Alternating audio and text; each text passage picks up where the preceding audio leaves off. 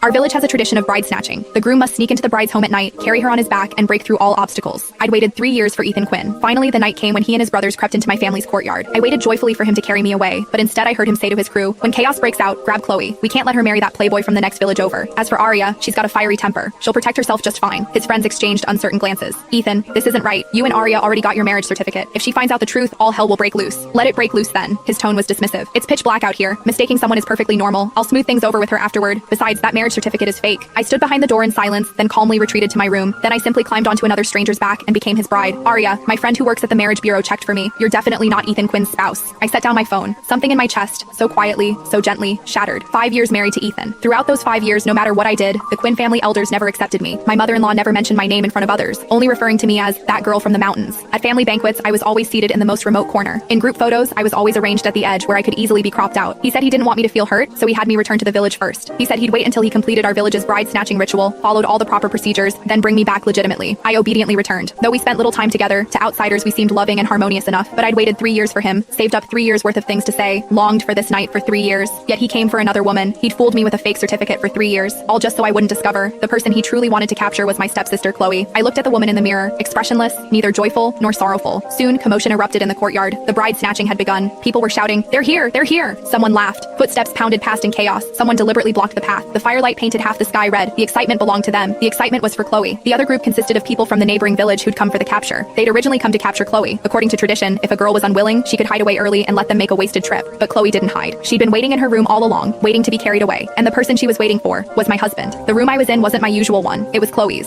That afternoon, my stepmother had called me over, held my hand, and spoke with rare gentleness. "Arya, tonight during the capture, you stay in Chloe's room. Your room is too quiet. The capture group won't find it easily. Those thugs coming for Chloe are troublemakers. You've always been tough since childhood, can take a beating. Not like Chloe with her delicate constitution. If she got hurt by accident, it would be terrible." I said nothing. I knew what she meant. According to village tradition, during bride snatchings, the groom's brothers would charge in first to seize the bride. The woman had to resist, struggle, fight desperately to prevent being carried away. This was called blocking the door. The harder you blocked, the fiercer you fought, the more precious the girl was considered. The harder the groom's side had to fight to carry her away. Those punches and shoves would land on you for real. My stepmother sighed, acting as though sharing her deepest thoughts. She studied my expression, testing the waters. "Besides, Ethan's from the city. He's not familiar with our customs. If you stay in this room by the entrance, he won't have to search the whole courtyard." Back then, wanting to make things easier for Ethan, I'd agreed. I'd even sent him a message with my room's location. But who knew? They'd been planning this switch all along. Outside, a louder commotion suddenly erupted. Someone shouted, "Got her! Got the bride!" People laughed, people cheered, firecrackers crackled and popped. I listened but didn't move. I knew who they'd captured. I could even picture the scene. Ethan carrying Chloe on his back, stumbling through the crowd. His brothers flanking them protectively. Someone deliberately blocking their path. People throwing things. Chloe burying her face against his back, pretending to struggle a few times. How wonderful. I lowered my eyes, refusing to look. Before long, my room door burst open. A group of people surged into the darkness.